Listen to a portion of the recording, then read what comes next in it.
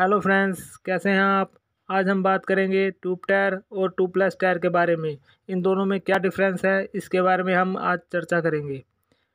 जैसा कि आप जानते ही होंगे कि ट्यूब वाले टायर में एक ट्यूब लगी होती है और उसमें एयर भरी होती है, और ट्यूब प्लस टायर में किसी भी प्रकार की कोई ट्यूब नहीं होती, उसमें सिर्फ एयर भरी होती है। आइए चलिए वीडियो में देरी ना करते हुए इसके वर्किंग प्रोसेस के बारे में समझ लेते हैं। जब कोई भी टायर रोड पर आगे की तरफ चल रहा होता है तो वो रोड पर कुछ प्रेशर बनाता है। उस प्रेशर को रोलिंग रेजिस्टेंस कहते हैं। रोलिंग रेजिस्टेंस का मतलब ये होता है कि टायर को आगे की तरफ मूव होने में इंजन से कितनी पावर की ज़रूरत पड़ रही है। रोलिंग रेजिस्टेंस जितना कम होगा उतना ही फ्रीली टायर रोड पर मूव कर सकेगा। मान लीजिए जो ट्यूब वाला टायर है उसमें एयर की मात्रा कम हो जाती है। एयर की मात्रा कम होने से क्या होगा कि टायर और ट्यूब में गैप बन जाएगा। टायर और ट्यूब में गैप बनने से क्या, जब गाड़ी रोड पर चलेगी तो दोनों के बीच घर्षण पैदा होगा और हीट उत्पन्न होगी, जिससे क्या है, दोनों पार्ट्स में घिसावट होगी। घिसावट होने से क्या होगा कि पार्ट के लिए एक तो लाइफ ख़राब हो जाएगी, लाइफ कम हो जाएगी, और इसका जो रोलिंग रेजिस्टेंस है वो भी बढ़ जाएगा। रोलिंग रेजिस्टेंस बढ़ने से क्या होगा कि इंजन को टायर को आगे मूव करने में ज़्यादा पावर लगाने की ज़रूरत पड़ेगी। मान लीजिए ट्यूब वाले टायर में कील लग जाती है या कोई भी पंचर हो जाता है किसी प्रकार से, तो उस कंडीशन में क्या होता है कि जो ट्यूब वाला टायर है उसकी एयर एकदम से निकल जाती है और टायर बैठ जाता है, जिससे क्या होता है कि गाड़ी की स्टेबिलिटी और हैंडलिंग ड्राइवर के हाथ से खो सकती है।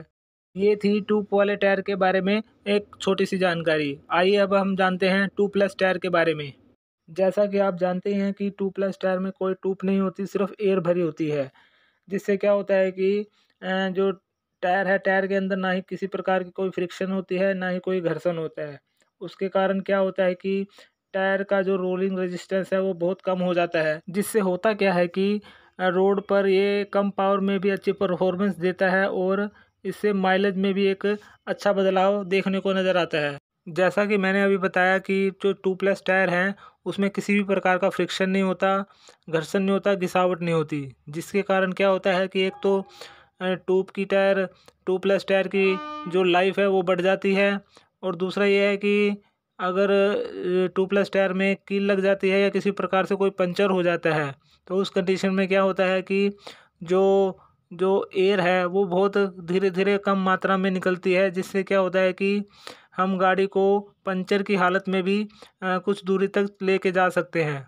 अगर हमें हमारी गाड़ी के लिए ट्यूब टायर और ट्यूब प्लस टायर में से किसी एक को ही चुनना है तो हमारी राय ये होगी कि हम ट्यूब प्लस टायर को ही चुनें, क्योंकि ट्यूब प्लस टायर का पहला तो रोलिंग रेजिस्टेंस कम होता है, दूसरा ये कि ये लाइट वेट के होते हैं, तीसरा ये कि ये अगर ये पंचर भी हो जाते हैं तो जो इनकी एयर है एकदम से नहीं निकलती, धीरे धीरे करके निकलती है, ताकि जो गाड़ी की जो स्टेबिलिटी और हैंडलिंग बनी रहे। भले ही ये थोड़े प्राइस में ज़्यादा होते हैं, पर ये ट्यूब टायर के मुकाबले बहुत बढ़िया टायर होते हैं, इसलिए हमें ट्यूब प्लस टायर का ही गाड़ियों में इस्तेमाल करना चाहिए।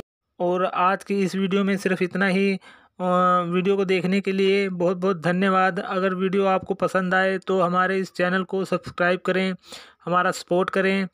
जय हिंद, नमस्कार, धन्यवाद।